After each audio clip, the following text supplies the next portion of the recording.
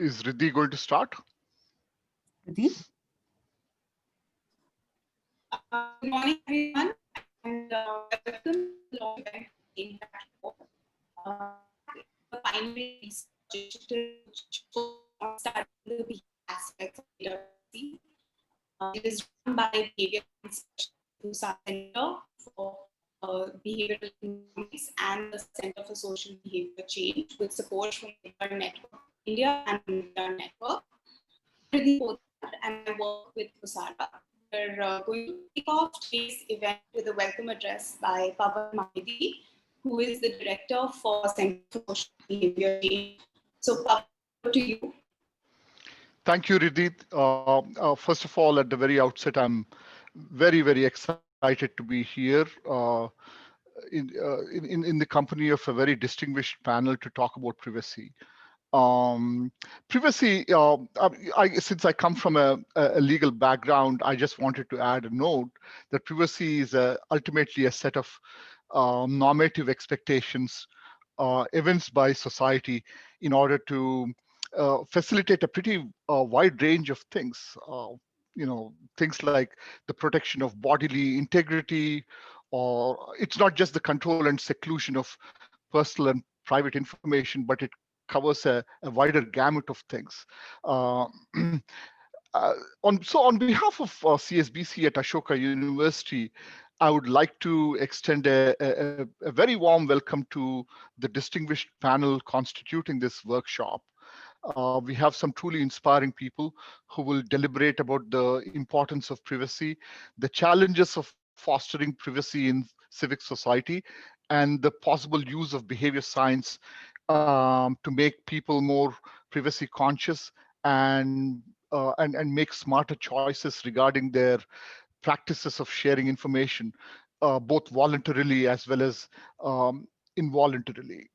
So at the very beginning, we have Anna Roy, who's an advisor at Niti Aayog.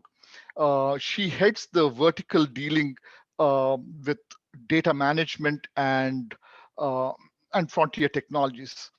In this role, she has led teams which have brought out major reports like the National Strategy on Artificial Intelligence, blockchain, the approach paper on Iravat and responsible AI, etc.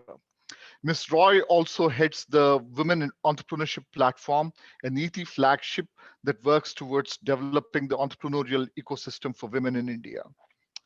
Then we are very fortunate to have Shilpa Kumar, who's an investment partner at Omidya Networks in India, who provides leadership in their digital ID, governance, citizen engagement, property rights, and financial inclusion initiatives. Previously, Shilpa Kumar was the CEO of ICICI Securities. So welcome, Shilpa. Very pleased to have you here. Then we have Riddhi Podar, who's the engagement director at the Busara Center for Behavioral Economics. She has worked across a range of sectors such as financial inclusion, public health, gender, water and sanitation in India and Africa.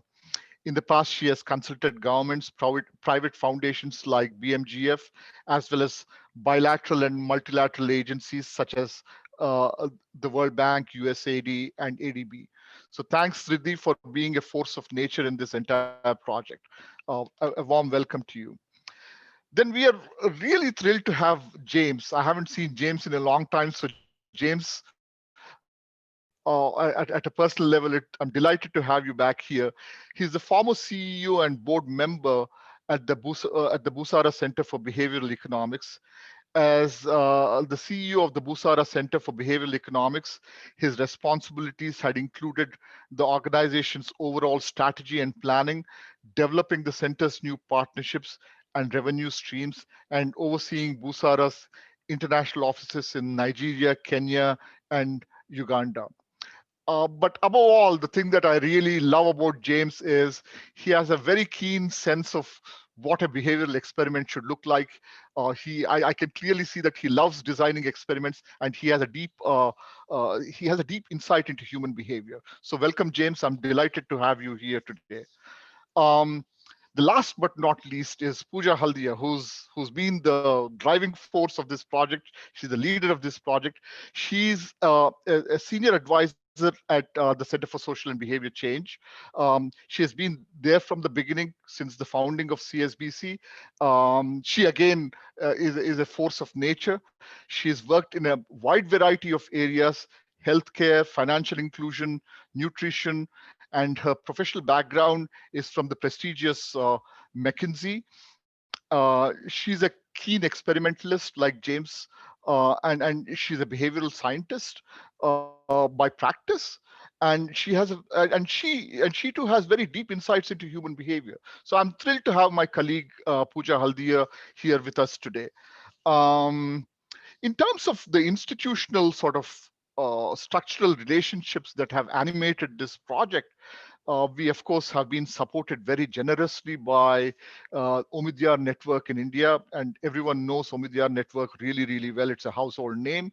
They invest in bold entrepreneurs who help create a meaningful life for every Indian, especially the hundreds of millions of Indians in low income and low middle income populations, ranging from the poorest among us to the existing middle class. So thank you, Omidyar, and thank you in particular to Subhashish, who's not here with us, but nevertheless here with us in spirit.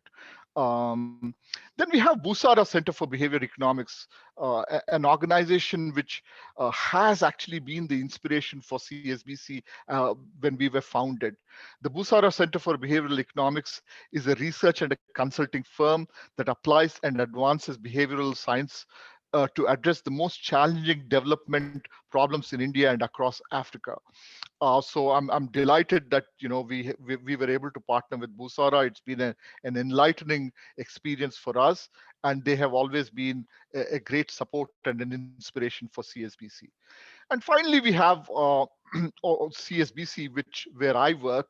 CSBC has been founded at Ashoka University, funded very generously by the Bill and Melinda Gates Foundation, and CSBC is at the cusp of starting what is arguably the first behavioral insights team for India.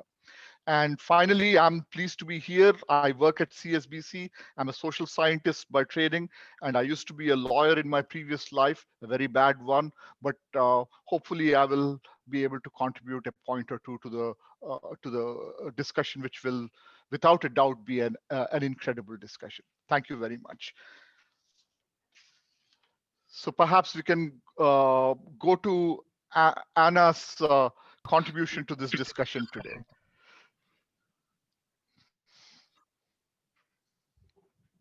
Thank you, Pawan.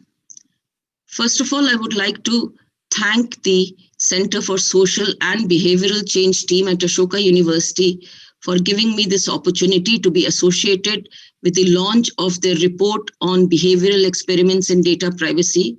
I would also like to compliment the CSBC team and their partners, Busara, for coming out with this report, which really throws a lot of light on the behavioral aspects of data privacy.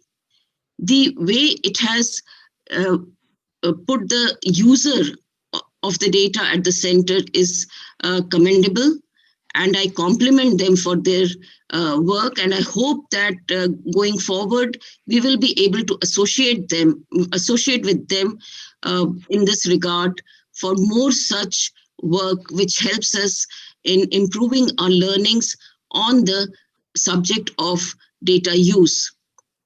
As we all know that India is becoming a big data rich country.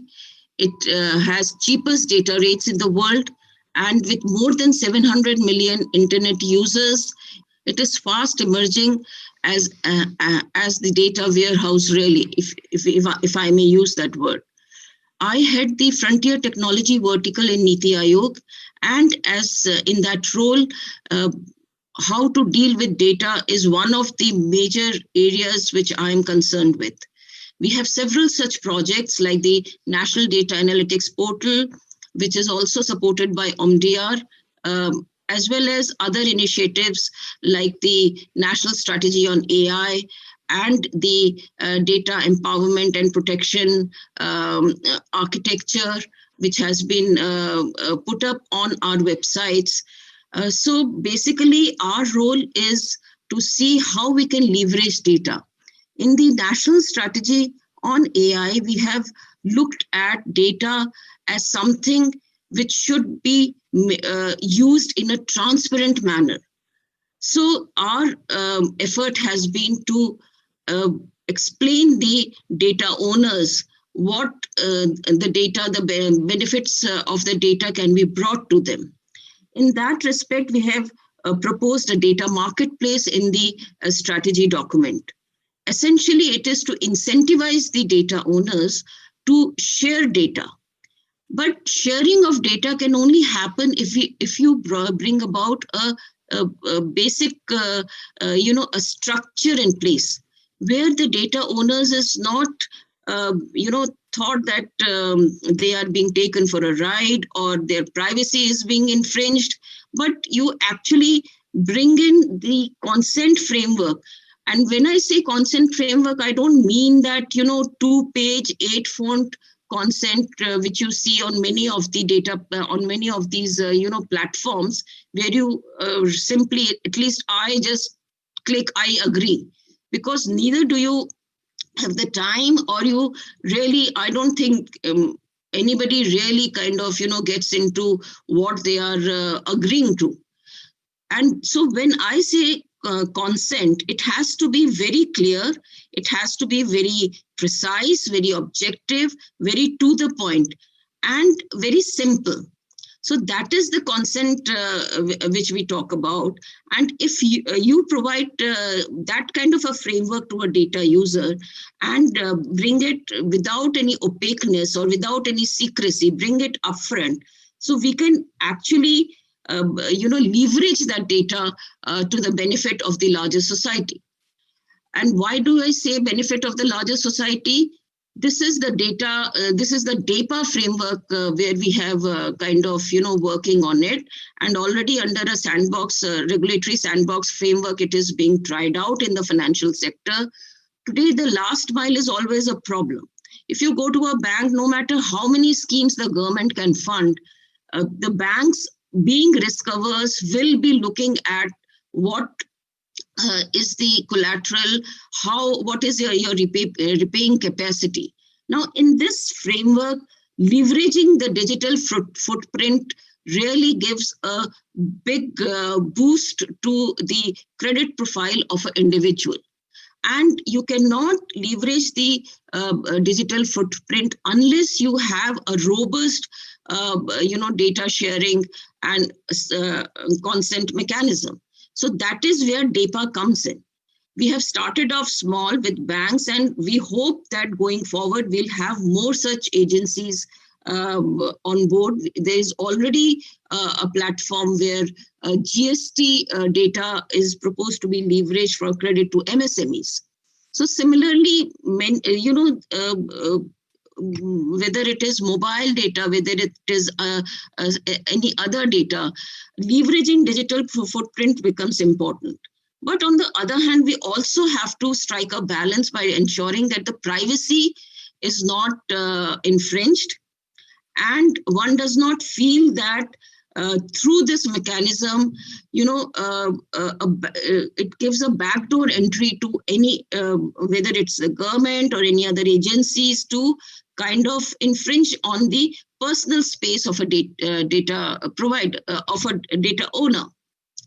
So striking this balance in data, we have this consent mechanism where we have various principalities. And if I want to benefit from my data, only then I give the consent to use my data. And if I do not want to share my data, then I do not get that benefit. So the call is with me, and it is my decision. So when it becomes my decision, I feel empowered, and then I do not feel that somebody is kind of taking me for a ride, or somebody is infringing on my privacy. So this is the concept which we have been propagating in the DAPA paper. And I'm very happy to see that similar ideas are being tried out in the report on behavioral experiments in data privacy. I hope from the report's insights, we will be able to make our systems more robust. I look forward to joining hands with the CSBC team as well as Omidyar in furthering this very important cause of data sharing. So India will not only be a data rich by way of digital data being collected, but India will also emerge as a country and as a leader which really leverages that data for the larger good, for many such benefits which go towards ease of doing business, ease of living, and for the betterment of the populace. In that drive, I think initiatives such as the CSBC teams of today's report and several such initiatives would play a big role, an important role, and I compliment them and I also urge them to continue this good work. And I welcome them to work with the Frontier Technologies team of NITI Aayog in this endeavor. With that, I thank you all for giving me this opportunity for sharing my views and wish you all the very best. Thank you.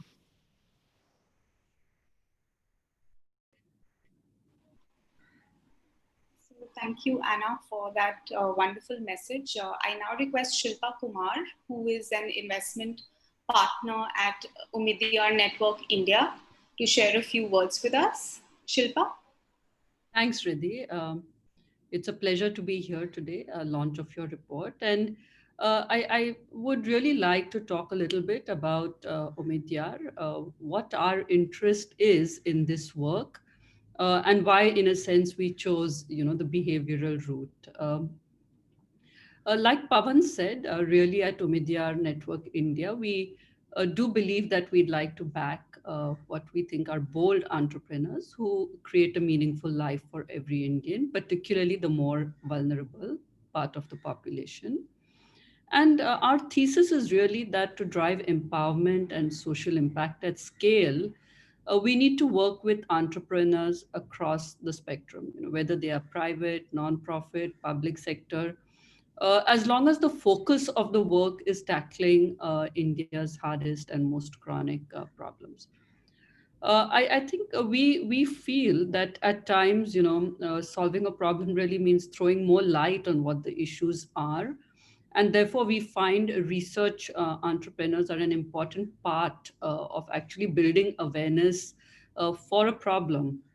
And quality research really also helps support the broader discourse, helps policymakers and regulators. In particular, I think we do believe that technology can be a great force for good. It can disrupt existing paradigms, it can enable innovation at scale, and give resulting cost disruptions to the benefit of customers. It can really drive inclusivity instead of exclusivity of a product or service for a few. But the flip side, like Anna mentioned, is really that if used irresponsibly, technology can really cause harm to both individuals and society. And therefore, at ON India, we recognize that tech at some level has indeed increased vulnerability of individuals and society to such digital harms. And therefore, we do fund initiatives in what we call responsible tech, which is really to help governments, help businesses, help consumers to balance the power of good tech to find new ways of doing things, even as we try and do it in a responsible way. And therefore, we support design and implementation of good data practices, which could include inclusion, privacy, consent, and user control. I think as an increasingly digital society, the balance between tech for good and responsible tech has thrown up very interesting questions. For example, what does an individual feel about the privacy of their information? Do they care about how governments and businesses handle data? Do their actions as citizens and as consumers reflect these preferences? What do they do when confronted with an accept button on a privacy policy? How do they behave in the data marketplace? And in short, what will actually nudge more responsible choices by digital customers? Also, the other side of the coin, when you look at it from a business perspective, does the age-old algorithm work? That if you have customers who trust you, can you have a more robust business model because of that trust and therefore more loyal customers? And indeed, would customers be willing to pay more for a product or service because it gives a privacy premium? So as we, thought about this, we realized there's not much literature in this area, given the newness of our digital society, and particularly nothing much in relation to the global South. The other realization was that, just having a survey methodology may not work. You may not get the correct insights because, especially in relation to digital behavior, there is a big gap between intention and action. And like Anna mentioned, all of us have, fallen for this, that we feel strongly about privacy, but when it comes to, downloading an app, we press I accept and move on. And so we felt behavioral experiments in data privacy was really the right way to get these insights. And I really want, to call out my colleague Subhashish Bhadra, who, like Pavan said, has been a very significant part in the design of this work. And of course, to CSBC and Busara for staying on course with this study and indeed pivoting their work through these unprecedented COVID times. I wish them all the best for the launch of this report and for catalyzing a dialogue on this pioneering and important question of how tech for good can also be responsible tech, both for digital users as well as for businesses. Thank you and all the best. Thank you so much, Shilpa. We now have Pooja Haldia, who is a senior advisor at CSBC, to share key findings from our study. I also want to tell everybody that we have a Q&A box, which is on your lower tab on Zoom. So you can post any questions that you have to the panelists or regarding any of the findings. Pooja, over to you. Yeah, can you hear me? Yes. Perfect. So good afternoon, and thank you, Shilpa, for your comments. We're very excited today to share the results of the work that we've been doing over the last year as part of Intact. This work contains first of its kind user experiments that have been done in the Global South on data privacy, and we hope it will lead to continued focus and dialogue on this topic. Before I start, we've done this before, but I wanted to thank Omidyar Network India and Omidyar Network for their continued support on this work and mention our partners at Busara Center for Behavioral Economics, who did this work jointly with us. We ran these experiments in India and Kenya, covering over 10,000 participants across the two countries. And the central question that we were trying to answer was, can consent be made more informed? Ms. Roy already mentioned this in her address, but we know that consent in its present form is broken. We've all experienced it personally when we press I accept on a website or an app without reading the privacy policies or fully understanding what we're sharing and how it will be used. Hence, through these experiments, we wanted to answer, A, can people be nudged to make more privacy conscious decisions? Can consent be made more informed? There was a second question as well. Is there a business advantage for providers to have better data privacy practices? Are there win-wins when it comes to data privacy where both businesses and users benefit? Now, Shilpa already covered some of this, but I did want to spend a minute talking about why behavioral experiments as opposed to running surveys.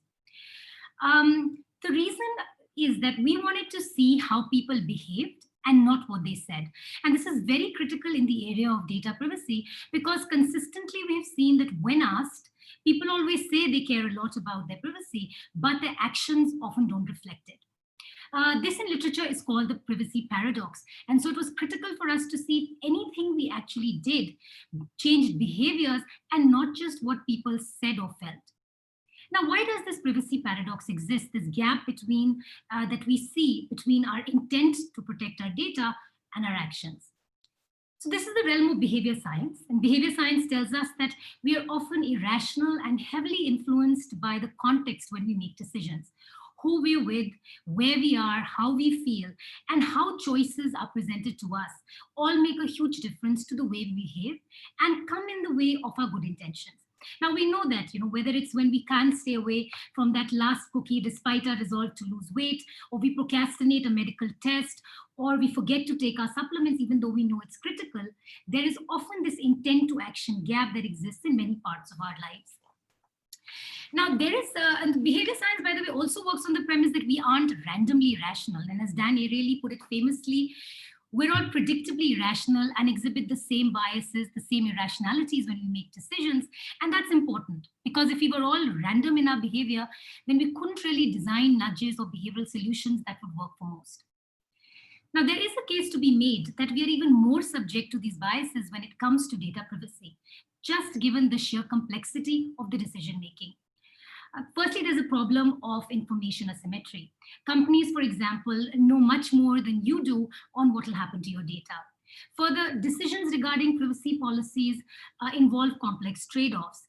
Giving our data does lead to advantages. It can lead to improved services in the immediate present, whereas many harms from data sharing are more intangible, they're more uncertain, and they're longer term. So there's often a fatalism that creeps in where we feel quite ill-equipped to take the right decision. And then, of course, there are several behavioral biases at play. Now, I won't go into all the biases today, but just to take two examples, there's present bias, where we value something more in the present and undervalue what's going to happen in the future. In simple terms, the present matters more. So access to a website or a service in the present is more attractive compared to the fear of data breach, which will happen in the future. And that immediacy of that need sort of takes over when we press I agree. Another is status quo bias, where people prefer things to stay the same by doing nothing or by sticking with a decision made previously. And in this case, default privacy settings, which are chosen for us by providers, often we tend to stick to those, even though it would be quite simple to change them. So the idea of the work was to see, can we nudge people to take privacy-related decisions which are more in line with what they say they want? Can we close this intent to action gap? Now, the way we did this was to first look at existing literature, do some qualitative research, and also talk to experts to design behavioral nudges which can potentially overcome some of these biases. For example, I talked about present bias before. So one nudge we designed was a cool down period, which ensured that people stayed on the policy page for several minutes, hence sort of getting them to think of longer term harms, of the future, and not just focus on the immediacy or what they want in the present. So sort of getting them to cool down and think rationally. Similarly, we designed several such nudges. And the way then what we did was we created our own website. And the experiment ran in the following way. People came to the website and saw a typical privacy policy, the kind that you and I encounter on websites. The control group only saw that. However, we also had treatment groups which got to see not just the standard privacy policy, but also one of our design nudges. And what we were measuring was, does exposure to these nudges change any of the four measures?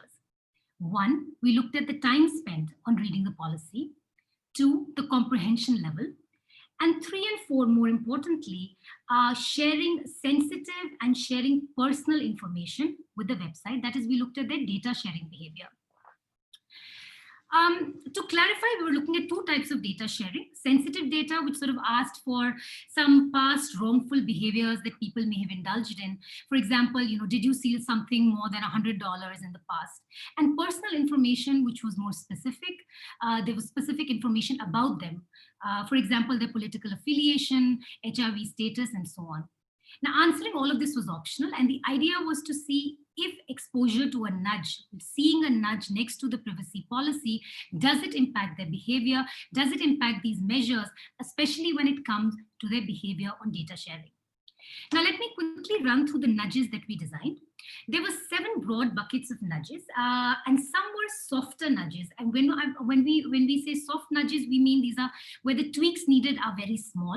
Say we presented the policy in a more visual manner, or we put a small message next to the policy saying, others spend a lot of time reading this, so should you. So these are the softer nudges. The other were harder nudges, where some change is required in the design or platform design itself. For example, I talked about the cool down period. That needs to be hardwired into the platform itself. So there were both soft nudges as well as harder nudges that we tried. So let me just go one by one through these nudges. There are 7 categories, as I talked about. Let's start with the first, which was star ratings. So star ratings is something that we encounter in e-commerce sites, so we're all very aware of it, where next to the privacy policy, the users also saw a star rating on how good that website was on its privacy features. Some saw 1 star, some saw 2 stars, some saw 4 stars next to the privacy policy. The second thing we tried was an information label. Think of, the calorie labels you sort of see on food items, where there was a rating, but also a little bit more information of what comprised that rating. The third bucket was the softer nudges. These are the presentation nudges. One where, we essentially used, we basically in a very visual manner showcased how their data was going to be used. The second presentation nudge that we tried was a summary fact sheet, where instead of seeing the entire 2-page of policy in one go, we essentially split it into bullet points and they had to go through it one by one. The fourth bucket was where what we call costly signaling, but it's essentially it was some sort of an assurance from the website saying that if there was any breach in the future, either the user will be compensated with some money, or the company sort of assured that we will pay the government stipulated fine. So it was a signal from the company saying that they take privacy breaches, data breaches very seriously. The fifth I've already talked about was the cool down period, again to give time to a person to cool down before they can actually press I agree. The sixth bucket was many types of messages that we tried, which were put next to the privacy policy. Some just talked about, others spending time, so you should read it as well. Some were more negative. For example, people who don't read it, 89% of people who did not read it had some issues in the future, so, read it.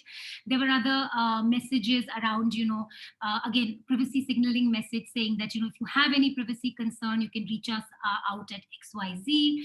There were messages which, sort of anchored the time that they should be spending on that privacy message. For example, it takes you only 5 minutes to brush your teeth. Can you spend that time to take a more conscious decision on privacy? So these were several different versions of messages that we tried next to the standard privacy policy. And then the last bucket was granular consent, where instead of taking consent in one go, we broke down the consent in the several, for several different uses that data could be used for. And some of you may actually be familiar with this because a lot of websites provide this kind of granular consent. And even in this, we have 3 versions. One where it was a blanket consent. We just showed them how data was going to be used, but they were going to give consent to all. The second version of it was opt-out, where we had ticked mark all the 4, but they could actually remove the tick marks if suppose they did not want to share their data for third-party analytics and so on. So this was an opt-out. And another version of it was opt-in, where we only ticked mark the essential, and then of course, they could actually tick anything else that they want their data to be used for. So these were the 7 broad buckets of nudges that we essentially tried. And as I said, the aim was to see whether exposure to these nudges had any impact on the outcomes that I talked about, especially how they behaved in terms of their data with the website. So I'm going to just take the next few minutes to talk about our big findings and our implications for that. Now, the first finding was that simplifying privacy policies or just increasing comprehension is not enough to impact privacy-related behaviors. In its current form, the comprehension of standard privacy policy, not surprisingly, it is quite low. And it is quite hard to improve just by simplifying it, or even giving people more time. When we give those messages around getting them to spend more time reading it, had very limited impact in increasing comprehension. And even in the situations where comprehension did improve, for example, with the summary fact sheet, we did find that there was a slight improvement in comprehension. It did not necessarily lead to a change in their behavior. So this was an interesting thing for us, because I know while of course simplification is a good move to make, it does in some cases improve comprehension, but we found in our study that just simplifying it is not enough because of the many biases and also that are at play when you are giving consent. The decision making is too complex for us, our behavior, to be impacted just by increased comprehension. Now, what we did find was that increasing trust in the platform did impact privacy related behaviors. So people shared more. In particular, I wanted to talk about star ratings. So we saw that websites which had 1 star versus websites which had 4 star, we did see people changing their behavior. 4-star websites, people were sharing more information, they trusted those sites more, and so therefore more data sharing was happening. And interestingly, even in the cool down period, we found that it worked very well both in India and Kenya, and again people ended up sharing more. In some sense, it signaled from a company that they were very transparent about what they were going to do with the data, and therefore they were very comfortable, and in fact they wanted you to read their privacy policy, sort of ensuring that you stay on that page for several minutes. It increased trust and people shared more. The other thing we found was also reminding people of how their data will be used impacted privacy related behaviors as well. Directionally, we found people shared less. So in the first case, when trust increased, people shared more. But if you reminded people how their data will be used, people directionally shared less. And I talked earlier about, the visual where we showed them, these are 4 ways in which your data is going to be used. That reminding that again led people's concerns about privacy becoming more salient, and they ended up sharing less data. The other thing we found, and this of course has also been proven in many other pieces of work globally, is that setting the right defaults is very critical, because most people stick to these defaults. And giving users more control is actually less effective. We do talk a lot about user control, and of course we should give control to users, but we should also keep in mind that majority of people don't change the default choice which is presented to them, the settings which have been pre-selected for them. And so what those default settings are is actually quite critical. And lastly, especially in India, we found that the harder nudges, which in fact required changes to the product design, seemed more effective than the softer nudges, which were purely about presenting the policy differently or just giving them a message to spend more time and so on and so forth. So we found the harder nudges, which required design changes, were more effective. We changed the choice architecture itself, were more effective rather than just the simple messaging ones. So last couple of things. So for us, there were 3 big things that we took away from all of that, what we learned. First was that we can't just rely on the end user to take better decisions for themselves. As I mentioned, simplifying policies or even showing privacy related messages and even giving them greater control, it has limited impact, because at the time of decision making, many behavioral biases are at play and the trade-offs are too complex. So we can't just rely on the end users. And in fact, from this study, one of the things which came to us was that the onus actually does lie with the regulators, because the nudges which showed the most promise, it does require platform changes. So we talked about defaults, what are the default settings? We talked about cool down periods, star ratings. These are all things which would require regulations. Now, for providers, which was, the third sort of party involved, for businesses, there is a business case for privacy, because we did find that better privacy features, let's say in the case of star ratings, did lead to higher trust. But again, we found that, we felt that the industry-wide adoption may be hard without a regulatory push. Something like a star rating network, it needs to be fair, it needs to be transparent, it should not disproportionately impact smaller companies, and so would require a regulatory oversee. And similarly, cool down periods, they could be resisted by businesses because it increases friction in the business. So again, while we have found that better privacy features lead to better trust for companies, and so that case is strong, but again, some of the adoption of the nudges that work may require a regulatory push. And the last couple of things were, I mentioned earlier that we did these experiments in India and Kenya, and there were many similarities in the results we found. But of course, context is key. And today we've focused a lot on the India results, but I wanted to touch upon a couple of other things which came up in Kenya. In fact, we found in Kenya, in general, even in the control group, people did spend more time on the privacy policy, understood it better, and actually were willing to share more information, even in the control setting. And also in Kenya, we found that some nudges worked differently, worked better than in India. And in fact, one of the things which stood out for us was some of the messaging nudges, the soft nudges, where, for example, we told people, read the policy, else, there could be harm to you. So such kind of just pure messaging interventions worked. Whereas in India, we found only the more harder platform changes kind of nudges made a significant impact. So that's about it. I think for us, the next steps and what's exciting for us is to continue this experimentation work. This is just the first round where we have come up with a few promising nudges, but we have a lot of open questions on how to actually make them ready for something that can be adopted at scale. And we hope to work with actually real market live providers, service providers, to see how do they translate in real life settings. Thank you so much. The report, of course, is going to come out today, and our website details are here. And of course, you can follow us on Twitter as well at intact_privacy. And I'm going to hand it over to Riddhi now, who's going to moderate a discussion and also take some of the questions that you may have. Thank you. Thank you so much, Pooja, for sharing all the findings. So it looks like, the big takeaway from the study is that when it comes to protecting users' privacy, regulation has to take center stage.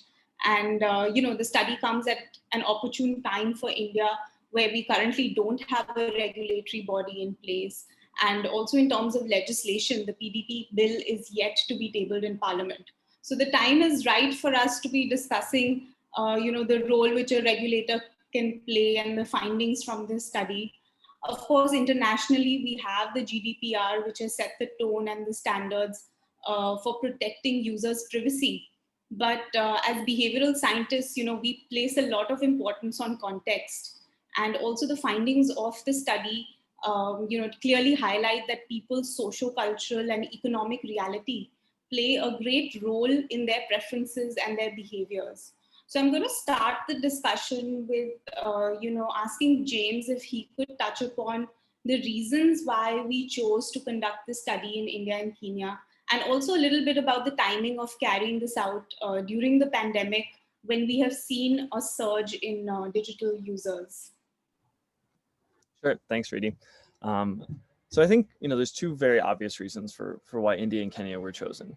One is, we have this evolving legal framework that's been happening in both countries. So Riddhi already talked about kind of the status of the legal framework in India, but in Kenya, the Data Protection Act was passed in 2019, although it is yet to be largely implemented. It's been contingent on a lot of key personnel being placed. So the data commissioner was just appointed about 2 months ago after going through a vetting process, and they're really responsible for implementing a lot of the laws that were set out in the Data Protection Act.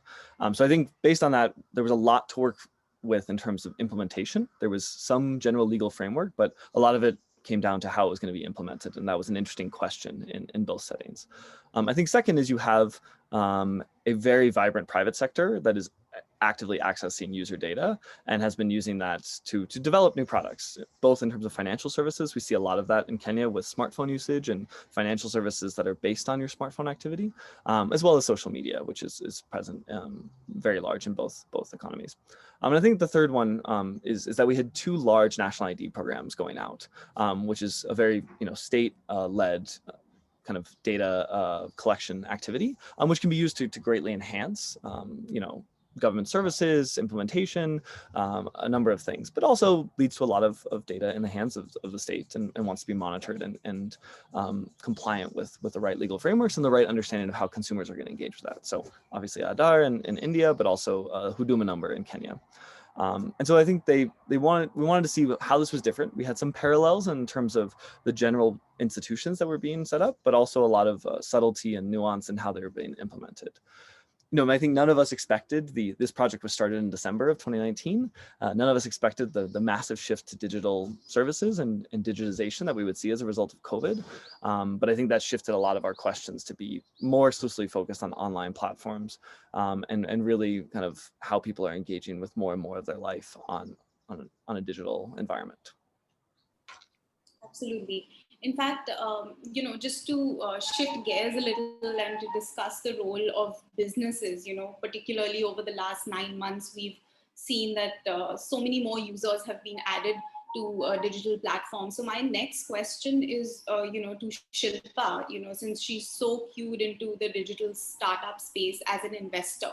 So we currently don't have an overarching, legislation on data privacy in India, but my question to you is that do we see a growing cognizance and adoption of good privacy practices by businesses? So what's your sense on that? Yeah. So first of all, Riddhi, I agree with you that entrepreneurship in India and the tech rails that we have really, taken delivery of product and services to a completely different level. And obviously, a lot of people benefited from this digital delivery and inclusion during this pandemic. But if you come to the question of privacy, I guess there's always this little balance between tech for good in the sense of pushing out inclusion and product and services, and responsible tech, which is really taking note of what are privacy practices. And I think uh, instinctively for entrepreneurs, until they know that privacy can also be a force for improving loyalty and trust, I would say that inclusion might play a bigger role in their minds rather than privacy. And I think I'm quite fascinated by some of your results. So I always go back to the theme that what drives customer loyalty? It's trust. And what drives trust is, frankly, what you're saying is, if there were maybe stronger nudges like the star rating, for example. So I feel like the insights from this report will really help entrepreneurs think about the balance between the two. But I also take the point that Pooja made, which is that for an entrepreneur to voluntarily say, okay, let me put out a star rating, if it's not the practice in the sector, could actually disadvantage a smaller entrepreneur. So it's really fascinating to have these results, and would love to see how entrepreneurs take this dialogue forward. Shilpa, we also have, a question from the audience where they're asking that, of course, the importance on a regulator, which the PDP bill is also placing. And also, we know that the GDPR has also, cracked down on all the big tech companies.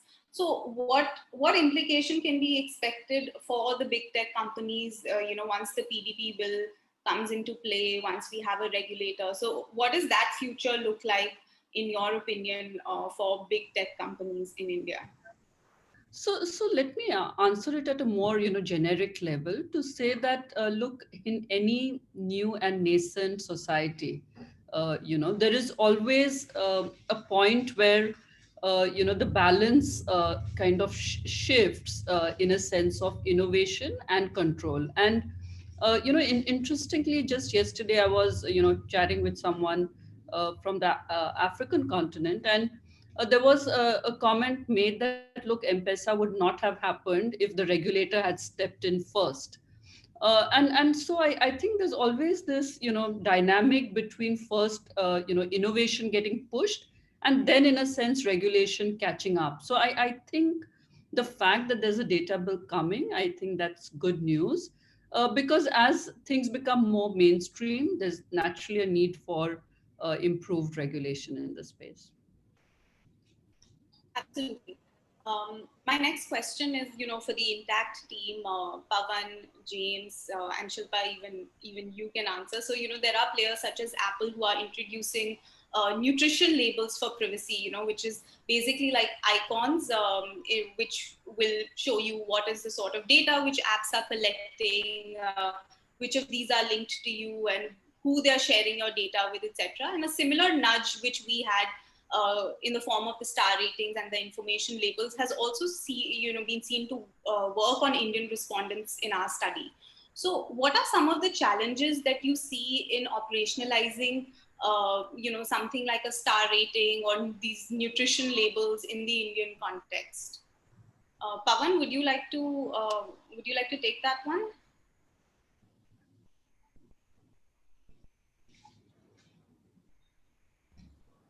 Pavan, I think you're on mute. Thanks, Riddhi. Thanks. That's a great question. So there are two points that I would like to consider. The first is, will businesses voluntarily adopt that? That is, I think, an important question.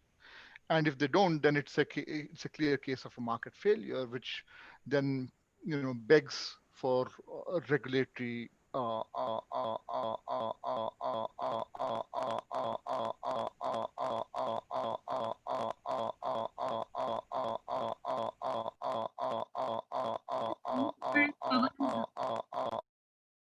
Okay.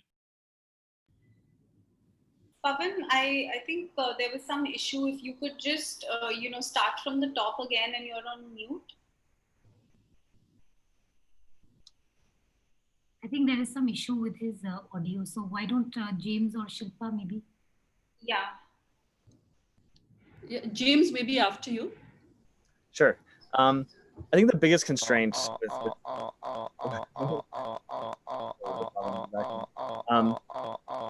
I think the biggest constraint with any form of kind of label or rating system is that there's credible enforcement of the standards.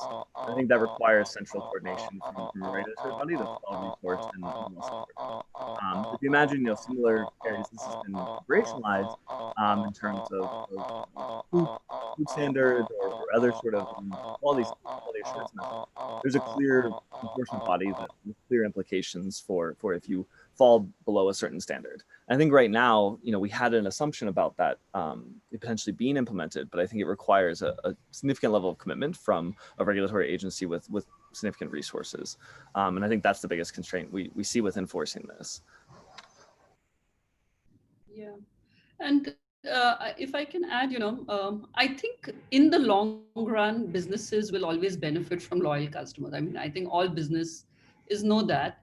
It's just that the path to get there sometimes needs a strong nudge, which is maybe a regulatory one, because in the short term, you have to survive to get into the long run territory.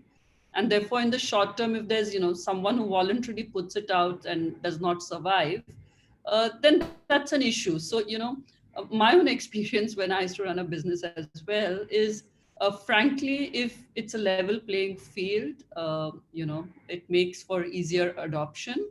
And that's where sometimes regulators have a role to play. Right. Thanks. So, a large part of the Indian population is vernacular, and some previous work has also indicated that simply translating a privacy policy into local languages doesn't work. So, keeping in mind that the next 500 million who are going to be going digital in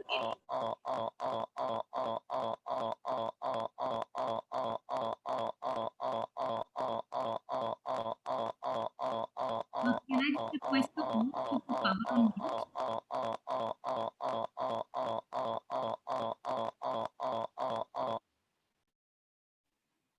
Okay. Shall I ask my question again? Can everyone hear me? Yes.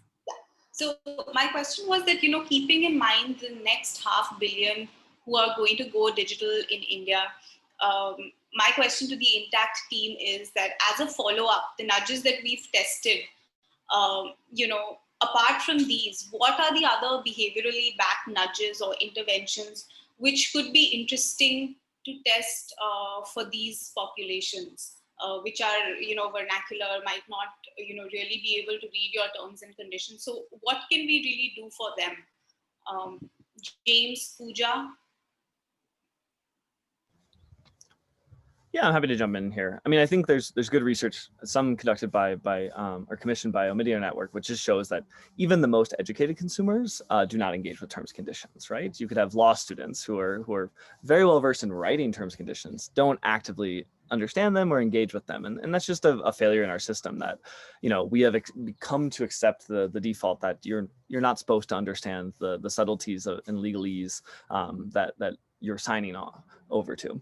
So I think, you know, looking at vernacular, you know, people who are not speaking the legal or don't speak the language of the legal terms they're engaging with, I think this is actually could be more generally applied to everyone who's engaging with it in terms of just what are other systems for getting people to understand the main terms and conditions they are adhering to and have a little bit more choice and revocability in those terms if they decide to change their options. So I think a couple things that we'd be excited to see is you know, I think there's really good movement in India, particularly around the data aggregators, right? And so putting in a few smaller players, the ability to store their data and enforce compliance in terms of how they grant data and the durability of that data to third-party actors. So having them be governed by a central, you know, authority, having them be limited to a small number of players allows for more oversight, but also allows for any innovator to sort of engage and provide, you know, new competitive services using data.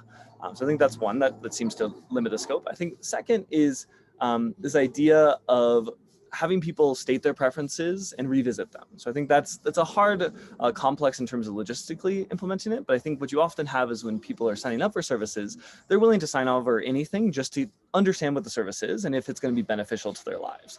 When I want to first ride with Uber, I want to sign everything up because I want to get my first ride.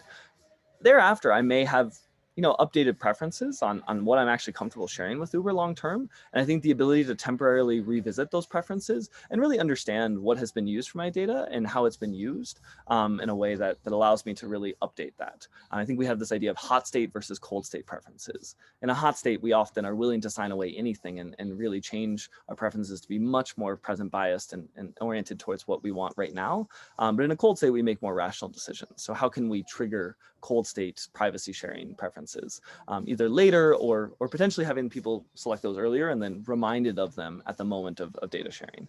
So I think those are two areas we didn't quite get into, but Pooja, I'm sure you have a number of other ideas. So, you know, James, agree with what you're saying. And I just add 2 points to this that as James said, that it's not really about the less literate or more literate. Actually, it applies to all human beings, that whatever, you know, what nudges work through the system one route, which is more automatic, where, you know, I don't have to essentially use my brain. So star rating, the beauty of it is you see 1, you see 5. It means, you know, whether you understand what goes behind it, it means something to you at a very automatic level. So I think more and more interventions which are working on that way of thinking, the system one thing way of thinking, would be more useful for all of us, not just for people who are less literate. And again, last thing I'd like to say on this is that, you know, we with Omidyar, of course, have also been doing some other work on the power of narratives, on increasing privacy consciousness amongst people. And we've been testing different narratives which are very emotional, but all talk about a very relatable privacy related incident. And we are seeing initial results to show that, you know, narratives which people can relate to, identify with, emotional, stick with people, and at a subconscious level may impact their behaviors when, you know, they are pressing the consent form or not. So again, it's working through the more automatic subconscious route as opposed to you know, information giving route.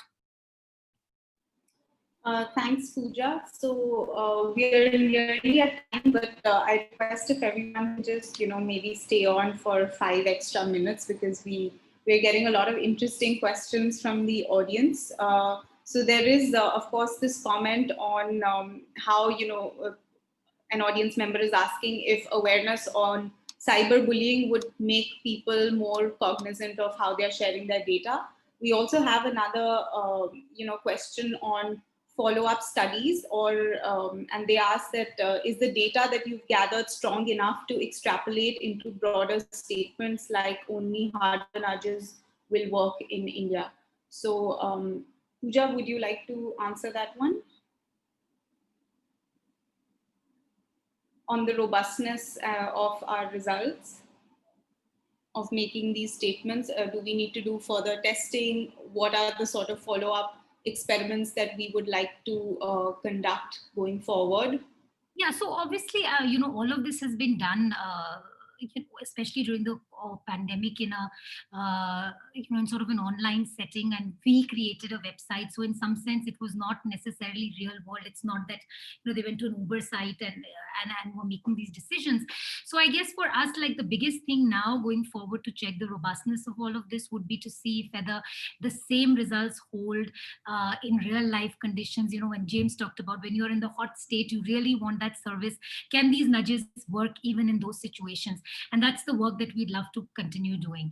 But having said that, given that we were following very good experimental protocols in terms of A/B testing, we do feel confident that our results are robust, and hopefully many of them will replicate in real life situations as well.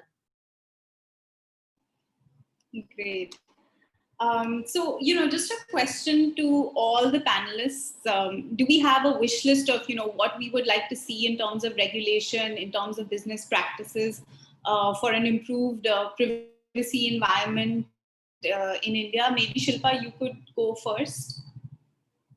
Yeah. So I guess from a consumer point of view, it's always best of both worlds. So customers want the most customized service or product, but yet want to be privacy conscious. And therefore, if I think about it, is a quick visual which actually helps customers make choices about what kind of business they're dealing with from a data privacy point of view. I think that would be on my wish list. And the star ratings, I think, is becoming a very commonly understood language for any choices that a customer makes: food, holidays, etc. So would love to see that come in for privacy as well. James? Yeah, I mean, this might be a little bit controversial, but I think early enforcement. So I think that's the biggest thing, is we have reasonable legal frameworks coming together, good principles, good rights being established. But I think the ultimate business response and the ultimate consumer safeguards are in actual enforcement of those standards. So I think, a lot of the compliance with GDPR and various other safeguards that have been put in place around the world has come from, large scale legal proceedings that have followed that have entailed serious consequences for firms that don't comply with these. And so, obviously we don't want to inhibit the private sector to be able to provide wonderful services for customers. I think we just want to understand what level of enforcement and how legal principles are going to be applied to individual cases. So I think early enforcement leads to build more public trust in institutions, which I think leads to better understanding of how businesses are going to operate in these standards. So I think that's something I think in Kenya has been kind of on the back burner until a data commissioner was put in place. And I think that's something that everyone's really anxious and excited and curious to see how it's going to unfold in the first year or two. But I think that's in terms of where we'll see businesses be able to adequately project and predict and design around, and customers adequately understand their rights and their general safeguards, is going to come in that form. Great, thanks, James. So I think we have run out of time. So I'm just, going to take a moment to thank all of our panelists and the audience for joining in. The report is available on our website, intactprivacy.com. Also, you can follow us on Twitter. Our handle is intact_privacy. Thank you, everyone, once again for joining in. And we hope that the findings from this report really feed into improving the data privacy environment in India and Kenya. Thank you. Thank you, everyone. Thank you.